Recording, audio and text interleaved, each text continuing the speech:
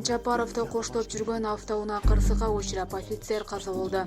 Президент Садыр Жапаровду коштоп бараткан кортеждин бир автоунаасы Ысык Көл облусунда кырсыкка кабылып, Улуттук коопсуздук комитетинин 9-кызматынын бир офицери каза болду. Бул тууралуу президенттин маалымат кызматы билдирди.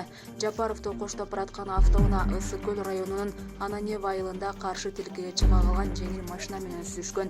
Алдын ала маалыматта айтылгандай, каршыда келаткан машинанын айдоочусу мас болгон.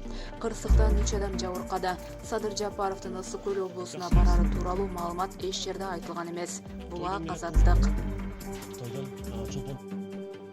Коргоо министрлиги Ошто кулаган тик учактын чоо жайын айтты.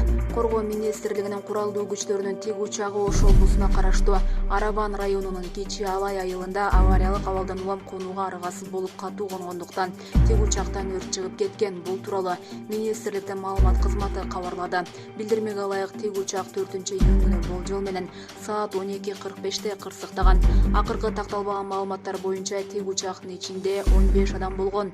Анын 3-өө экипаж мүчөсү, калган 12си башка адамдар. Кырсыктан 3-өө күйүк алып жабыркагандар тез жардам кызматы менен Ош облустук бириктирилген ооруканасына жеткирилгени айтылды. Аталган факты боюнча кызматтык иликтөө башталды. Булак Спутник KG. Наряд өз аймагында турат. Тажикстандагы Кыргызстандын элчисине нота тапшырды.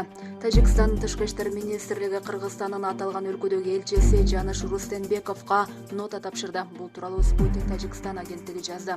Маалыматта кыргыз тарап чек араны делимитациялоо жана демаркациялоо боюнча келишимди түзүү деген билдирүүсүнөн улам нота тапшырганы айтылат. Коңшу өлкөнүн Тимия аскердик наряд Тажикстандын өзүнүн аймагында буга чейин такталган эки тараптын биргелешкен протоколу менен макулдашылган жеринде турганын билдирүүдө. Ошондой эле тажик аскерлери аймакты кайтарууга алып, наряд паритет принциби боюнча коюлганын белгилеген. Буга чейин Кыргызстандын тышкы иштер министрлиги Тажикстандын Кыргызстандагы элчисин чакыртып, ага нааразычылык нотасын тапшырган. Булак Спутник KG. Кыргызстан Тажикстандын Унжу-Булак боюнча билдирүүсүнө жооп кайтарды. Кыргызстандын министрлер кабинетинин чек ара маселеси боюнча атайын өкүлчүлүгү тажик тараптын Ош облусунун Чоң Алай районундагы Унжу-Булак участогуна байланыштуу маалыматы боюнча билдирүү таратты. 2002 жылдан тарта Кыргызстан менен Тажикстандын өкмөттүк делегациялары тарабынан Кыргыз-Тажик мамлекеттик чек арасын делимитациялоо жана демаркациялоо боюнча биргелешкен иш жүргүзүлүүдө. Учурда ал иш процесси жыйынтыктала элек. Буга байланыштуу Унжу-Булак участогу такталып бүткөн деген маалымат чындыкка дал келбейт дешти өкмөттөн. Маалыматта Кыргызстан менен Тажикстан ортосунда аталган участоктун такталышы тууралуу тийиштүү келишимге кол коюлбаганы белгиленди.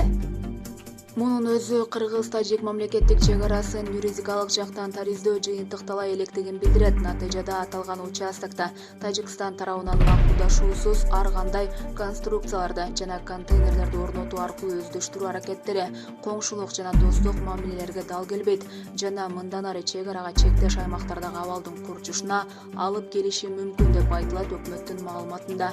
Булак Спутник KG.